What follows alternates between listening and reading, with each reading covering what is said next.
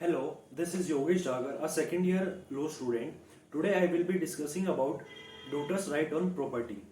इस वीडियो में हम तीन टॉपिक्स के ऊपर डिस्कस करेंगे। पहला, हिंदू सक्सेशन एक्ट 1956। दूसरा, 2005 की अमेंडमेंट, उसमें क्या क्या चेंजेस लाए गए। और तीसरा, इससे जुड़े कुछ केस लॉज। तो सबसे पहले आता है हिंदू सक्सेशन एक्ट 1956। ये जो एक्ट है ये दो चीजों के बारे में बात करता है। पहला, इनहेरिटेंस, और दूसरा सक्सेशन ऑफ प्रॉपर्टी। मतलब कि एक प्रॉपर्टी किसको रिसीव होगी और उस प्रॉपर्टी पर किसका कितना राइट होगा।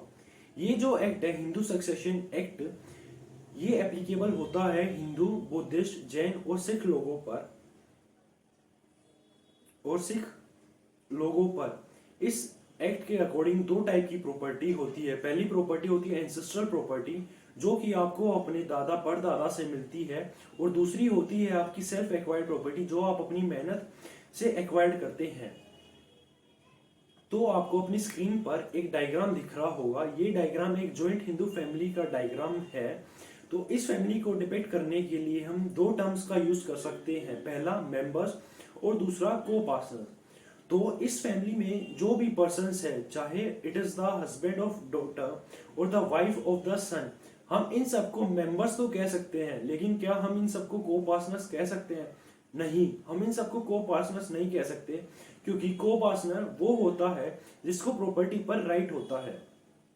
2005 की अमेंडमेंट से पहले हिंदू सक्सेशन एक्ट 1956 ये कहता था कि एंसेस्ट्रल प्रॉपर्टी पर राइट सिर्फ मेल लीनिएज वाले पीपल को होता है, that is the same blood line.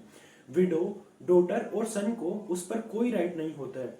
तो डायग्राम में जो ए पर्सन है जिसको एक्वायर्ड प्रॉपर्टी है, वो प्रॉपर्टी मिलेगी उसके को पार्टनर, जो कि उसका सन, फिर उसके ग्रैंडसन को, और फिर उसके ग्रेट ग्रैंडसन को। ये रूल ऐसे ही चलता जाएगा। इसको कहते हैं सर्वाइवरशिप रूल, जो कि डिफाइंड है section 6 of Hindu succession act 1956।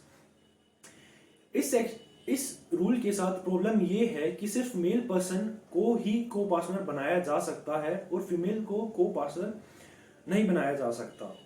इसके साथ एक चीज और जानना जरूरी है कि अगर आप एक विल बनाते हैं कि आपकी प्रॉपर्टी किस पर्सन को मिलेगी और कितनी प्रॉपर्टी मिलेगी, तो आप ये विल सिर्फ सेल्फ एक्वायर्ड प्रॉपर्टी के लिए बना सकते हैं।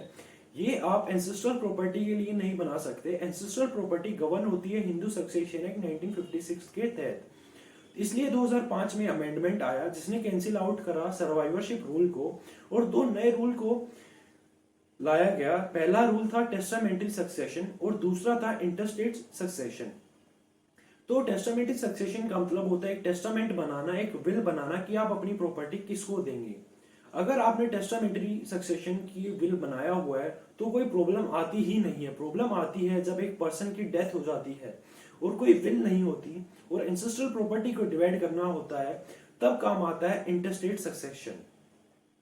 2005 के इस अमेंडमेंट ने 4 क्लासेस को डिफाइन करा, जिसमें फर्स्ट क्लास में आते हैं विडो, सन और डॉटर।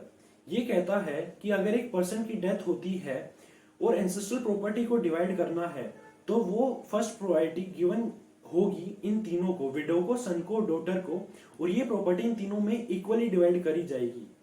तो 2005 के अमेंडमेंट से क्या हुआ, डॉटर्स को सन की तरह ही एक इक्वल राइट मिला प्रॉपर्टी पर, और वो बाय बर्थ मिला। दूसरा ये कि डॉटर्स की भी लायबिलिटी सेम होगी एज सन की।